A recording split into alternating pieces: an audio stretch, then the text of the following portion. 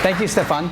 I want to thank you all for coming. What Stefan said is right, and it's remarkable to me because as I was driving down here this earlier today, I was thinking, my gosh, I can't believe that it's actually been 4 years since I came to this room and gave a talk about my previous book. And I'm thinking, you know, from my perspective, 4 years, it's gone by really fast. It doesn't seem like all that much has happened. I've written some more books. I've had a chance to talk with a lot of people.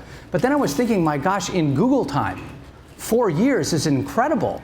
I mean, think how much must have changed here. So when I came here 4 years ago, I had a very specific point that I wanted to make to people, which was that we don't draw enough. And we tend to not think very well because we don't use our visual mind very well. So my first book was all about solving problems with pictures. And I realize now, as the years have gone by, that a lot of things have changed in these last 4 years in terms of helping us think visually. There have been a lot of books that have come out about visual problem solving. There's been a lot of interest around creating applications that people can use to help them articulate software that are more visual. And there's been a whole slew of tools that have been released online, many of them belonging to you, that allow us to communicate using pictures a lot more effectively than we could in the past. But I also realize that we're not there yet. In these last 4 years, we haven't gotten to the point where we've solved all of our problems. We still seem to have these challenges ahead of us.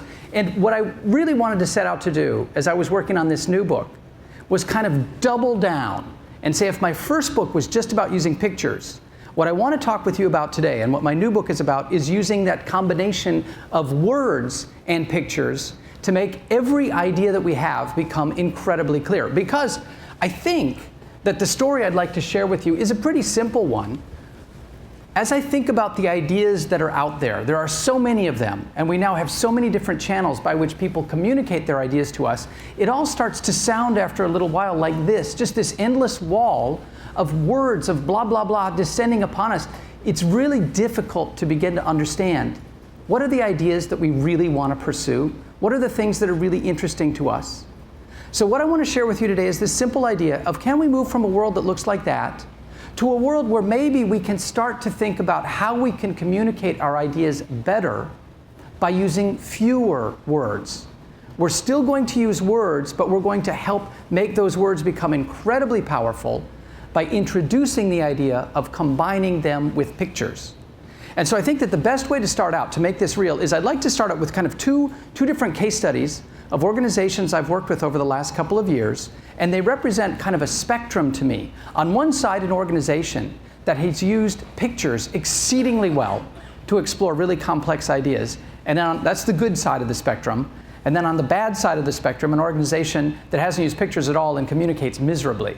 So I'd like to start with the good one. On the good side, a couple of years ago, I had a chance to go up to Seattle and work with a number of the program managers that are overseeing the development of the new 787, the new Dreamliner, arguably the most complex machine that has ever been made. And what they shared with me is it's even more complex than I had thought, because the 787 is being built at the same time in 17 different countries by people speaking 13 different languages. So for example, the fuselage section in the front, everything that's in light blue, is built in the United States. Everything that's in green, the main fuselage component, is being built in Italy. Everything that's in red is being built in Japan. Everything that's in yellow is being built in China, etc. So the question I had is, how is it possible for someone in, say, Shanghai, let's say the person who's working on the wing root, to know how to build their component to within tolerances of, in some cases, millionths of an inch, so that it perfectly lines up with a component being built by someone in Italy and a component being built by someone in Japan. All the pieces get shipped back to Seattle, and they snap together and they fit. Well, the thing that they showed me up at Seattle is the reason they're able to do that is because everything, every aspect of the design, maintenance, construction, training, everything that has to do with that machine is communicated through pictures. It's as if they've replaced spoken language completely. And I'm not just talking about really sophisticated computer-aided design. I mean, Boeing has had that for decades. What is interesting here is the creation of a global network of a visual language, so that if I have a question about what am I supposed to do, I don't need to read anything. I go online, I look at the picture, and I see what I'm supposed to do. And the really remarkable thing is that in the end, it actually flies. It works. So that's a really good example. That's the good end of the spectrum. And I promised you that I'd show you a bad end of the spectrum as well. So I want to talk to you about an organization where I think communication doesn't work at all. Now, I have had an opportunity to work with the United States Senate and a number of different governmental organizations, and the reality is people are incredibly smart, people are working very, very hard, but the problem is that often, because it's all about politics, the ideas that this guy is generating, he wants to make absolutely sure that this guy does not understand. I want to make sure that you don't know what I'm doing. It's secret. This is my political agenda. Well, that's part of the problem. The other problem is that even when those people agree on what they're trying to do, the result of their work looks like that. Think of how invested you have to be in this piece of policy or this idea to be willing to drill all the way down through it to try to figure out what's it really about. It doesn't work. It doesn't fly. And in the end, we end up with people who become really politically agitated because they don't know what it is that Washington is actually trying to say. What is the solution? We don't know. So what I want to share with you is something that I think is a tool that can help clarify this. How do we use the pictures and the words, put them together? This is something that I call vivid thinking. Now, vivid is a mnemonic. Now, I am one of those people, my memory just sucks. It's not anywhere near as good as it could be or as I'd like it to be. So I rely on mnemonics and visual devices all the time to help me remember things. So let me walk you through what vivid actually stands for. So the VI stands for visual. The V stands for verbal. And the ID stands for interdependent. So if we put that together, what do we have? Visual, verbal, interdependent thinking. That's the kind of thinking I want us to have. And then an idea will become truly vivid. Now, there's a more vivid way to describe that. So what it means is I'm no longer going to believe that you know what you're talking about if you can just talk about it. No matter how articulate you might be, I'm not going to believe you have fully explored your idea if you can only talk about it. Nor am I going to believe that you have fully explored your idea if you can only draw it.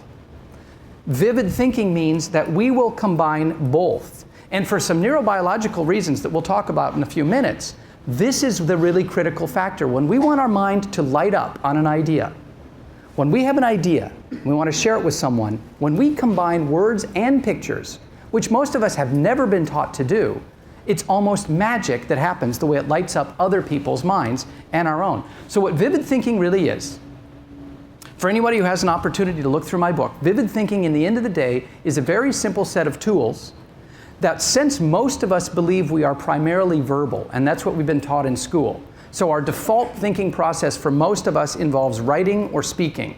What Vivid does is it gives us a very simple set of tools to overlay on top of those words and say, if I had to create a visual to complement those words, what would I do?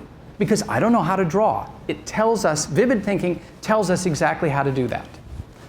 The reason why this works, there are a couple of unwritten rules about visual problem solving and vivid problem solving, and I want to share with you the most important one. It goes like this. Whoever best describes the problem is the person most likely to solve the problem. Now, what I mean by that is, if any of you are in a position to assign budgets or to assign work to others, and I'm assuming many of you are, if someone came running into your room and said, give me money, the sky is falling, I'll fix it, you're probably going to say, not so fast. But if the person came in and said, look, I've started to map out the problem, and I've realized that when these people or these constituents get together in this way, there seems to be a series of consistent outcomes. And what I'd like to do is explore why this one always goes badly. Could you give me some more money to explore it?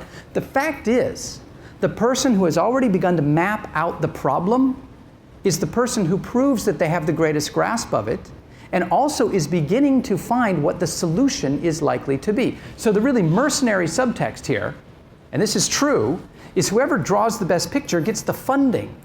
Absolutely true rule number one, whoever draws the best picture gets the funding. We don't see this rule very often because we don't draw very often. But every time somebody does, they win. And I want to show you the best example of this ever, the best sort of back of the napkin, simple visual idea ever. So we're out here in the Bay Area. Let's fly out here to Washington. As I've mentioned, I had a chance to work with the Senate and the US Navy and some other organizations in DC. And after one of my talks, a guy came up to me who was head of the new policy for the United States Senate, for the Democratic side of the Senate. And he said, Dan, I have the perfect, simple picture back of the napkin story for you from politics. And he shared this picture, and it goes back to 1974. So we're talking kind of ancient history now. When President Ford was in power. President Ford ran a very conservative, fiscally conservative administration. There was a very popular economist at that time. His name was Arthur Laffer. USC economist, very conservative in his views, who spent a lot of time in DC doing consulting for the Ford administration. So one night, Arthur Laffer goes out to a bar with two senior aides to President Ford. They go to a bar in Washington, D.C., and they start talking about taxation and monetary policy. And at one point, Laffer pulls out the cocktail napkin and he says, guys, I have an idea. Do you mind if I draw a little picture for you? And the two guys he's with said, no, go ahead. So on his napkin, Laffer draws a very simple little XY plot, something I'm sure all of us have done at one time or another. And since they're talking about taxation, on the horizontal axis, he maps out the percent tax rate that the government is charging on our income from 0% up to 100%. And on the vertical scale, he maps out how much money does the government actually collect in tax revenue from $0 up to lots and lots of dollars. And he says to the guys that are there in the bar with them on this napkin, he says, okay, so if the government charges us 0% income tax, how much money is the government going to make? 0.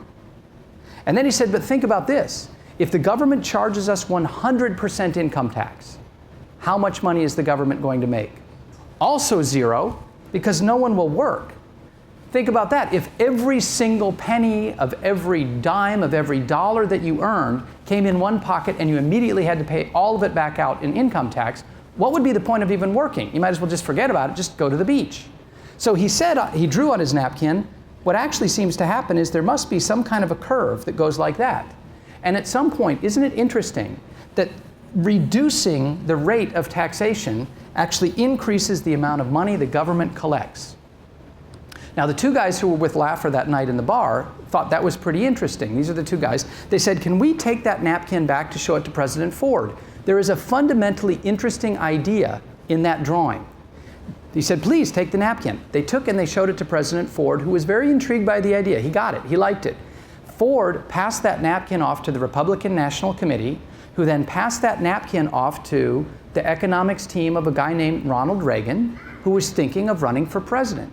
And quite literally, that napkin sketch became the basis of Reaganomics. That is the first instance anywhere in the public record of anybody ever talking about what became known as supply-side economics. The idea, when someone would come to President Reagan and they'd say, wait a minute, in order to increase taxable revenue, government revenue, you're going to decrease the rate of taxation, especially for the wealthy? What? He would draw them out that picture, and they'd say, oh, I get it. Now, the interesting part about this story is the two guys who were with Arthur Laffer that night in the bar are these two guys. Former Secretary of Defense Donald Rumsfeld and former Vice President Dick Cheney were the two guys who were sitting in the bar that night with Arthur Laffer. It was those three guys with that cocktail napkin who basically invented Reaganomics that night in that bar. That became pretty much underlying American economic policy for most of the last 30 years. And we are still debating to this day, is it a good idea or not? But here's the question I have. Who says a simple little sketch on the back of a napkin doesn't have power? It has extraordinary power. That's what I was referring to when I was saying whoever draws the best picture gets the funding. The person who comes up with the visual clarity of their idea always wins. For a very simple reason. We are of two minds. And I am not talking about left brain and right brain thinking. Everybody's familiar with the idea of right brain and left brain thinking. One of our hemispheres is creative and one's analytical. No, it is nowhere near that simple. Now, one thing we do know is that the brains of all mammals, all mammal brains, have a bilobed neocortex. The part on the top of the brain is split in half. But as far as we can tell right now, to the limit that tests allow us at this point, humans seem to be the only mammal in which it is true the two hemispheres have evolved to have slightly different function. And now we are beginning to realize what the difference between the two hemispheres of our brain really is. And it boils down to something like this. One half of our brain has evolved to become really good at looking at the world in terms of little bits, pixels, little bits of focus. The other half of our brain has evolved to become really good at being the glue that pulls them back all together. So there's another way of looking at this that says this part of our brain has evolved to be really good at focus. Somewhere in our evolutionary past, it was very important for us to be able to scan the horizon and see the one thing that we wanted to go get. But if we only focus on that, we're going to be attacked by something from behind us. So the other half of our brain evolves to be really good at peripheral vision. Pretty fascinating. What we're starting to find is that half our brain is really good at the focus, and the other half is good at the larger picture. That's what we know. Another way to think about this, the way this has further evolved, one way to diagram this out, looks something like this. One half of our brain does want to see the world like that. Little bits, letters, words, can I break it down into its elemental pieces? The other part of our brain wants to say, that's not what it's about. It's about the whole thing. Now, what's interesting is both of these are the same, and yet, of course, both of these are completely different. Which one is right? Is this the right description, or is this the right description? Well, the answer, of course, is that both of them are the right description, but this is the only one that for most of us in most of our education we are ever taught to develop.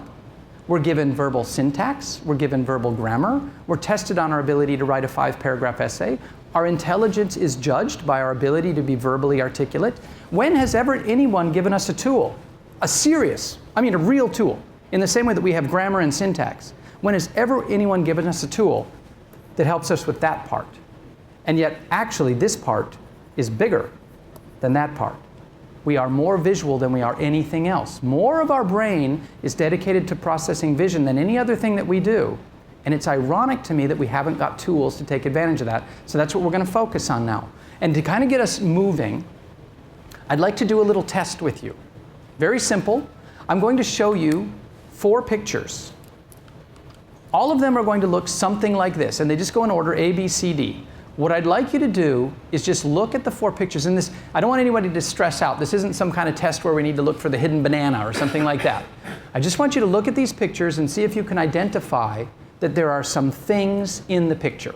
So this is picture A. Do we all agree that there are some things in this picture? Okay, so now I'm going to go on to picture B for a moment. This is picture B. And I'm going to go back and forth a few times. I don't want anyone to stress out. I want you to actually see the differences. So I'm going back to A now. This is A, and this is B. I'm going to go back again, A and B. And let's go back one more time. And this time, as I go from A to B, I want you to ask yourselves a question. How much time do you think might have passed between A and B? How much time do you think might have passed? Anybody? Seconds? Some number of seconds? All right, I think so. So now let's continue. This is picture C. I can hear that many of you are seeing that something else has happened. And now let's go on to the last picture, picture D. And we can see that something else has happened.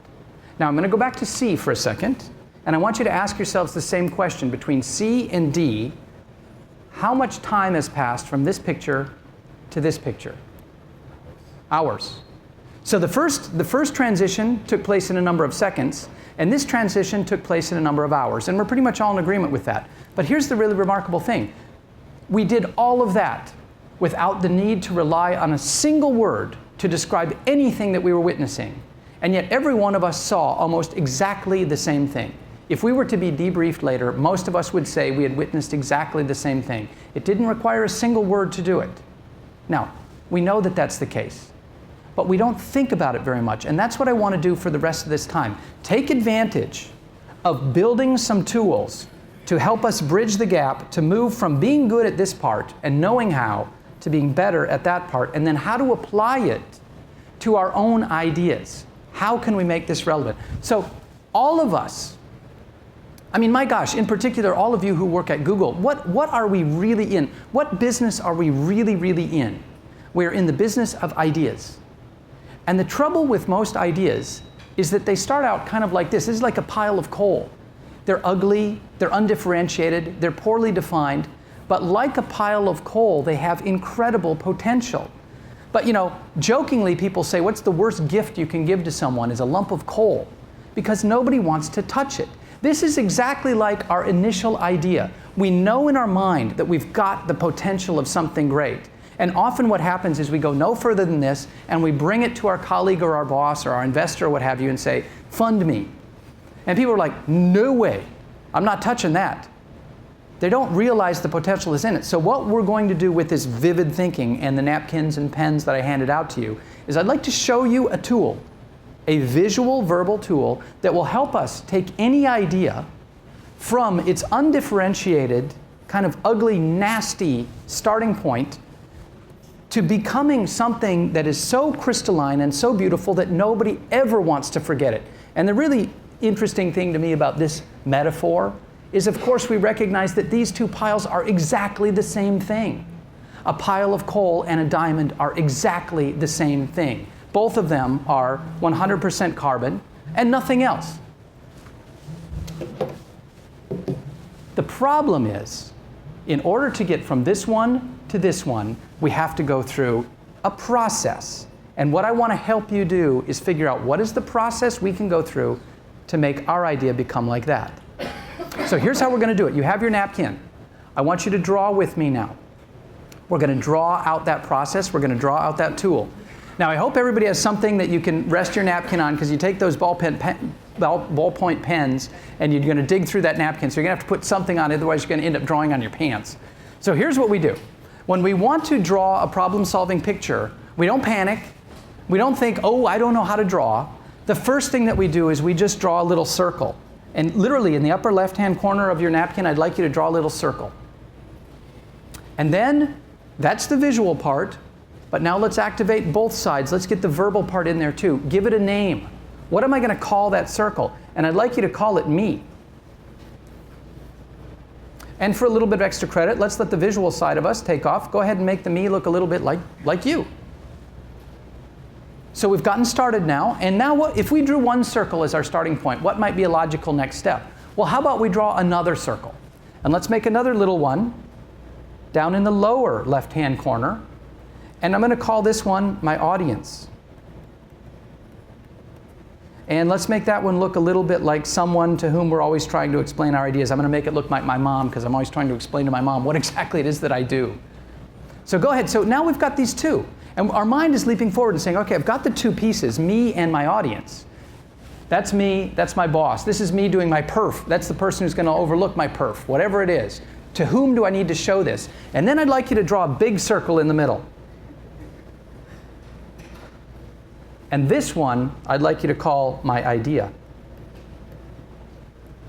Now, what we are going to do, and we're doing it visually, we're doing it vividly, we're allowing our mind to relax because we can continue to look at the picture even as we describe it.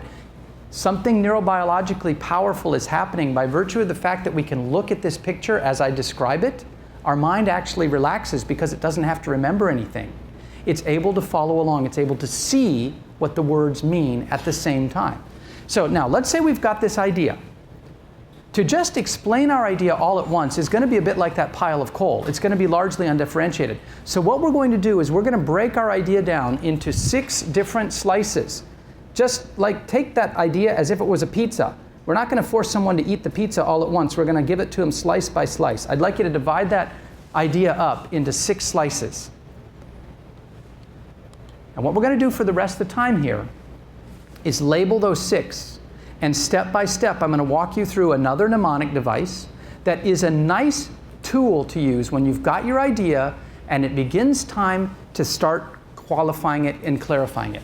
So here's what I want you to do. In the 6 slices, I'd like you to write the following letters: F, O, R, E, S, T. And what does that spell? Forest. It spells forest. That's going to be our mnemonic. It spells forest. Now, why is that? Well, number one, because it's mnemonic that I can remember. Number two, it also helps us remember that when we want to clarify our idea, it takes work.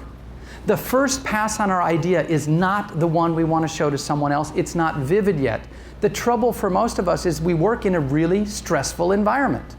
Very often, the environments in which we are working, and I know here at Google you have done many, many things to try to alleviate this, but for a lot of the working, the people that are out there working, we have to go into a brainstorming session. We're under continual pressure. There's noise, there's crashing, there's lots of stuff going on around us. The reason I like this idea of the forest is because it reminds us that when it comes time to take our idea and make it vivid for someone else, it is worth finding the time, if only in our own mind, to find a kind of a quiet place like a forest where we can spend some time making sure our idea is really vivid before we start running around and sharing it with someone else. So here we go. We're going to work through all 6 of these, and we're going to do just a couple of minutes and an example for each one. And I'd like you to follow along with me as I go. So what F stands for is form. And go ahead and draw a little box with that. And if you want to go ahead and make it like a cube, go ahead. F stands for the first thing that we want to find to make our idea vivid is we want to find the idea's form. What is its underlying shape? So that is the form of a bicycle. I don't need to describe a bicycle with words. I can draw a picture, and everybody can see what it is. Now, that's great if my idea is a mechanical object. But what if my idea is more abstract? What if my idea is a business idea? Something that's not as easy to draw as a bicycle. Often what happens is when we want to describe to someone the form of our business, we write a business plan. But let's be honest, how many people actually want to read that? Nobody is going to read that business plan. We're looking for the form of our idea in as encapsulated a way as we can so someone else can see what we're talking about. Nobody's going to read that. Well, what is that? Does anybody know what that is? That's a TV dinner tray. Now, we all live in the Bay Area, so of course we have a lot more sophisticated tastes. So, we have a bento box. But it's the same idea. We can understand the form of our meal because everything fits into its own little zone, into its own little box. Well, now there is a really interesting guy out there who has created a way to create business models in a bento box. Now what he's done, Alexander Osterwalder, brilliant book, Business Model Generation, has used vivid thinking as well as anybody ever could to say, when I want to communicate my business idea to someone, what I do is I just divide business up into these 9 different categories, my partners, my products, my propositions, and all I need to do to build any business is be able to populate each of those aspects, each of those different segments in my bento box, and look for the relationships between them, and I can start to describe any business idea in a way that doesn't require an entire business plan and is very dynamic and people get. So that's what I mean. This is the form of business. We need to find the form of our idea. O stands for only essentials. And let's draw a little drop of water there. Now what I mean by that is that for our idea to stick in someone else's mind, the first thing we want to share with someone else is the essence of the idea. That could be the form, but it's the essence of it. What is my idea in the end of the day really about? Now, I have done some work with the Navy, and what was fascinating to me is there I was at Naval War College, and I was working with a room of very smart people, and they introduced me to a term called BLUF, B-L-U-F. Now, I had never heard of this term before, but what it means is that in the armed forces, in the Navy, there is a standard. If you're going to deliver a message, you remember BLUF, which stands for bottom line up front. If you want to be heard, you give the bottom line up front. You do not come in with all the details. You figure out what the end point is. You figure out what the essence of your idea is. You go in and you start your presentation with that. Why would you do that? Because then it gives your audience the opportunity to decide for themselves whether the rest of your idea is worth their time or not. Rather than sitting through you having to go through a preamble, you say, this is what it's about. This is its essence. And if that appeals to them, then they will give you all the time in the world to go back through the details. I thought that was pretty compelling. So I want to give you an example. This is a network diagram from one of our local Silicon Valley companies that describes their network security model. This was an advertisement in a magazine, and it was not a magazine for people who are experts in computer technology.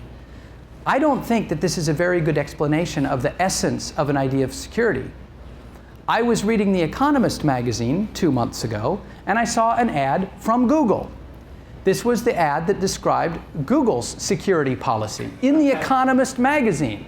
I thought, brilliant, talk about the bottom line up front. If I'm reading The Economist magazine, it's highly unlikely that I am an expert in technology security. What I'm interested in is what do I get from it? What is the benefit for me? Talk about bottom line up front. Google's verification process is 2 steps. First, you got to get past the bear, and then you have to escape from the snake pit. That's what security means to us. Now, that's intriguing. I'm interested in that company's security model. Now I will go in and I will get into the details of it. Don't give me that. I don't know what that means. Give me that. Plus, it's clever, which helps a lot. Plus, it shows F, the form of the idea. R stands for recognizable. And let's go ahead and draw something simple. Draw some water with the sun over it. An image that all of us can, genetically encoded to recognize what that image is. What do I mean by recognizable? For our idea to be vivid, it has to be something that the moment someone looks at it, they say, oh, I know what that is. I've seen that before. When we show our idea to someone, what we don't want that to have happen in their mind is them to say, what? I don't know what that is. What we want them to say is, I got it already, now give me more of the details. So this is, they tell me, this is a map of business strategy, as it's taught in some of our better business schools. I run a business, it doesn't look anything like that. I don't know what this is about. I am not going to take the time to read this. It may be visual, but it is certainly not vivid. Businesses do not look like that. Now, what is this a picture of? This is a picture of the ocean. We all know what that is. And something interesting, sort of visceral happens when we look at this. I don't know about you, but I look at this image and I say, I recognize it. That's the ocean. That's what I see out there every single day. There's something intriguing about the possibilities of an ocean. What would happen if I was able to sail out there, way out into a place where no one's been before? What's beyond that horizon? I want to go there. The best-selling business book in the last 5 years is a book called Blue Ocean Strategy. And I will tell you, has anybody ever heard of this book? Blue Ocean Strategy has absolutely nothing to do with the ocean. Nothing whatsoever. The original title for the book was about something like, maximizing shareholder value to leverage synergies in a competitive, non-competitive landscape, etc. Something completely unmemorable to someone who's not an expert. But what the authors did is they said, we think that the idea in this book can be made to be something that is instantly, almost genetically recognizable. What are we talking about? The appeal of going out into a blue ocean that is unexplored. By making their book titled Blue Ocean Strategy, is this an absolutely better strategy book than any other strategy book that's out there? Well, maybe. It's a great book. But is it really that much better? What makes it become such a great idea in our mind and so memorable is the fact that we recognize the image immediately. So I spend a lot of time with business books, and I was looking over what have been the best-selling business books of the last few years. And every one of them has a visual, recognizable aspect to the title. So does anyone want to guess what this business book might be? This was a business book called Switch. This one is called Drive. This one, anyone want to guess what that one might have been called? A very popular business book 3 years ago, driven entirely by a picture. Anybody ever heard of the book called The Long Tail? This is Linchpin. Anybody want to guess what that one might be? Made to Stick. Made to Stick. This is, of course, our Blue Ocean Strategy. Anybody, can you see what that is? Purple Cow, about marketing. Anyone know what this book might be? The Black Swan. Anyone guess what that one might be? The Tipping Point. What do you think this one is? The World is Flat. Anyone want to guess what that is? Blink. Exactly. Okay, now think about this. This book and this book were written by the Heath brothers. Massive best-selling business book. This book and this book were both written by Malcolm Gladwell. Incredibly phenomenal best-selling business books. What is it? This is also Seth Godin and Seth Godin over here. What is it that the leading idea people of the last 10 years, what is it that Malcolm Gladwell, the Heath brothers, and Seth Godin know that hundreds of thousands of other business authors seem not to? If you can make your idea a visually recognizable idea. It is something that will stick in people's minds instantly, and they will decide immediately to follow up on it. That's what I mean by making it recognizable. E stands for evolving. And what I'd like you to do here, let's go ahead and draw a square that makes its way into a diamond. Evolving. A vivid idea, what I mean by this is a vivid idea is one that starts out really clear. Yes, it has great form. Yes, it's only the essentials. Yes, it is recognizable. And on top of that, is it an idea that the person we're showing it to can contribute something to it? The idea is complete, but it's not finished. Now, what I mean by that is, Leonardo da Vinci, way back in 1438, invented the first parachute. He didn't actually build one, but he drew it in one of his notebooks. And Leonardo went really far because he actually specified how big you would need to make a parachute, how much fabric you would need, etc. He came up with all the quantitative measures. Now, he never actually built the parachute. It took 300 years for a Frenchman, Lenormand, to actually review Leonardo's original drawings and go and build a parachute and jump off a tower outside of Paris and live. Took 300 years for someone to have the guts to do it. And Sasha, of course, it was a Frenchman who did it, right? So then another guy comes along 100 years later and continues to refine the parachute, and we got up to the parachute that we have today. The point I want to make is that the idea of a parachute is vivid because the original part of the idea is something we understand. And we can continue to incrementally evolve that idea, and it just gets better and better because the original idea made such great sense. My favorite example of a business person who is the greatest example of someone who could evolve an idea is a guy named Edwin Land. Edwin Land is the second most prolific, second number of patents of any American ever. Thomas Edison was the first, Edwin Land is the second. 458 patents to his name. He was the inventor of the Polaroid sunglasses. He was the inventor of the Polaroid camera. He was the inventor of the cameras that were held on the U-2 spy planes that were flying over the Soviet Union during the Cold War. He invented incessantly.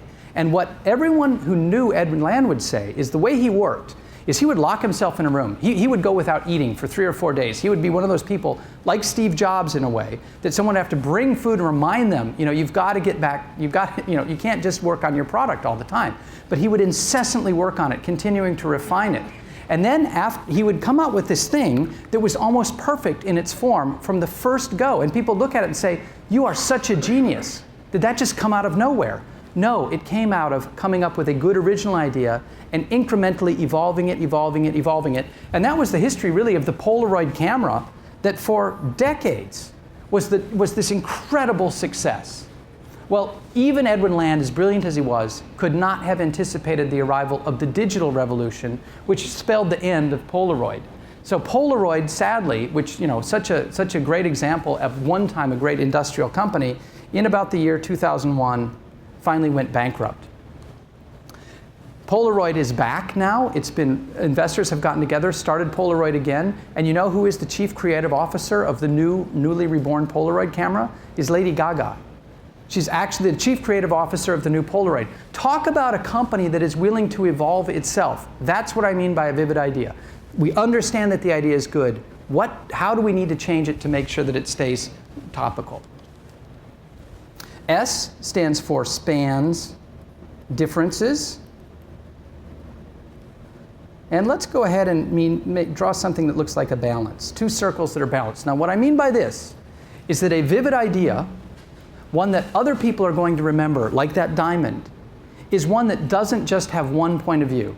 It doesn't just say this. It doesn't just say black or white or right or left. It actually spans both. Now, the best example I could come up with for this was it has been a rule in automotive engineering forever to say that if you wanted to design a car, right from the beginning you had to make a decision. Was your car going to be efficient or was it going to be powerful? Because inherent in the limitations of the internal combustion engine was that binary distinction. And when you set out to design a car, the first thing as an engineer you had to decide is, which one am I going for? And for 100 years, that was the driving model behind cars. But that doesn't make any sense.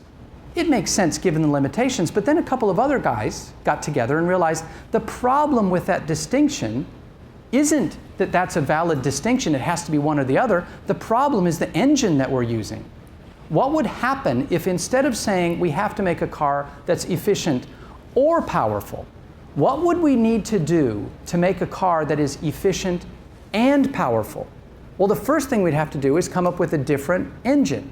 And so the Tesla is born. And literally that was the thought process that the founders of Tesla went through. You end up with a Tesla now that is more efficient than a Mini and more powerful than a Hummer. The breakthrough wasn't in saying, gee, an electric engine would be a great thing to put in a car. The decision came from saying, not the eternal. Almost all engineering starts out by us making binary distinctions in putting out our initial spec. It's either going to be this or it's going to be that. And those limitations are inherent in us moving forward. The brilliant, vivid ideas come from not being willing to accept the binary distinction of this or that, but by saying what I want to do is both. What do I need to change in my thinking to do both?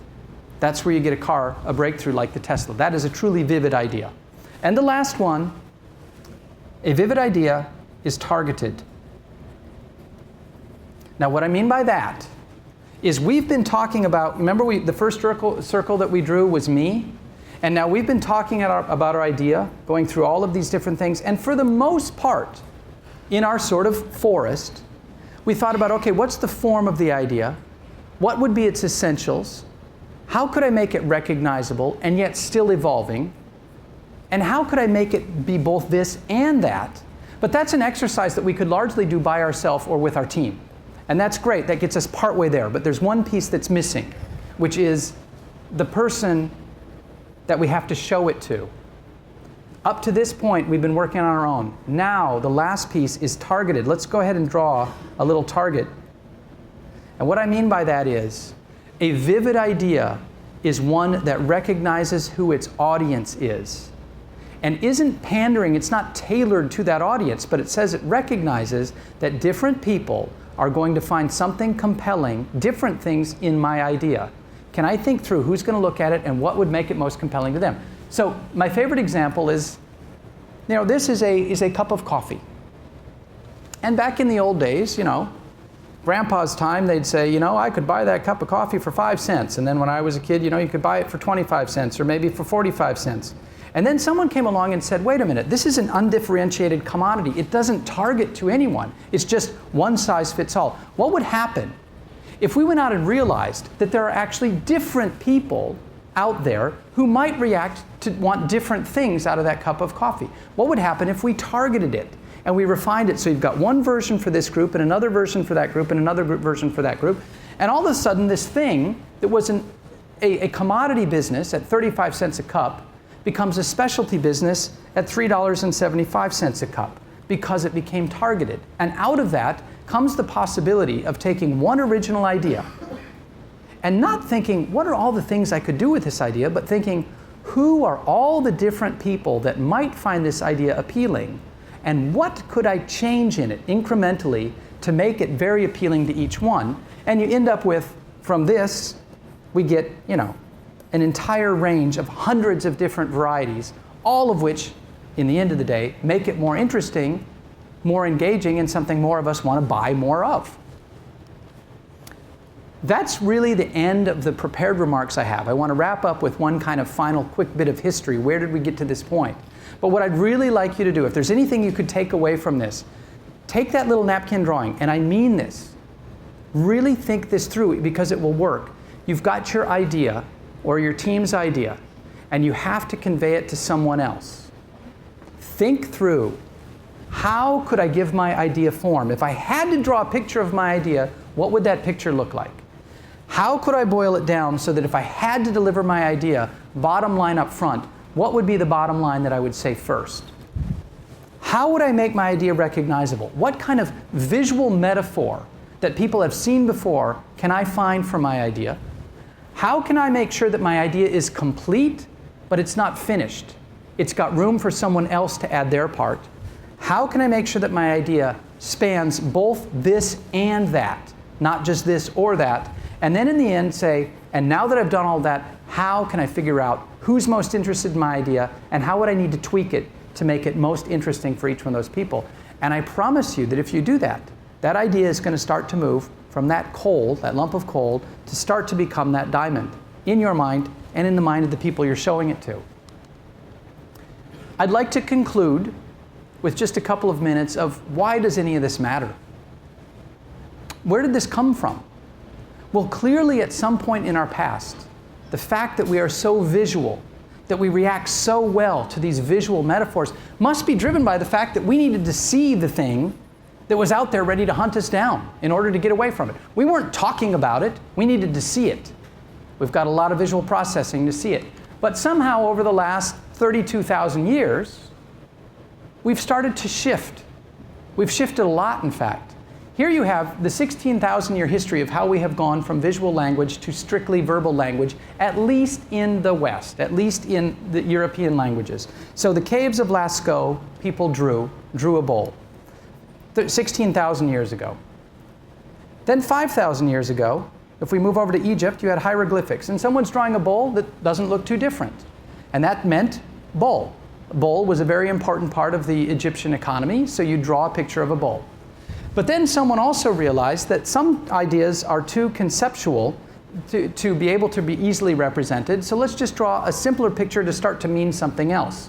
So the Phoenicians came sailing across to Egypt, saw the hieroglyphic bowl, copied the head of the bowl, and in Phoenician, this was called Alf, was the name of a calf. So they borrowed that symbol and said, let's go ahead and use that as the symbol for Alf. And then over time, the Phoenicians simplified that symbol, but you can see that it's still a bowl. And then it was borrowed by the Phoenicians continued to evolve it, and it becomes the letter Aleph, which becomes the first letter in the Hebrew alphabet, which then the Greeks borrow, turn one more time, and it starts to become Alpha, and then which we borrow and simplify and make the letter A. So here we have sort of 16,000 years history of how we've gone from that symbol all the way to that symbol. Now it's remarkable what that has done for us, because we know that our ability to think using this type of symbol is incredibly fluid and flexible and powerful, especially in the digital age. But the question I want to leave you with is, this is a wonderful timeline, but what have we lost along the way? Because now this has become the way that we think. And I'd just like to encourage us to remember we can also think like that. And this one is more deeply encoded in what we're going to react to and understand. So why does any of this matter to us? Because what I'd like us to do is be able to use our visual thinking to help us avoid the incessant blah, blah, blah that threatens to overwhelm us and help us make our own ideas become very vivid. And with that, I want to thank you for your time. I'm happy to stay if anybody has any questions. Thank you.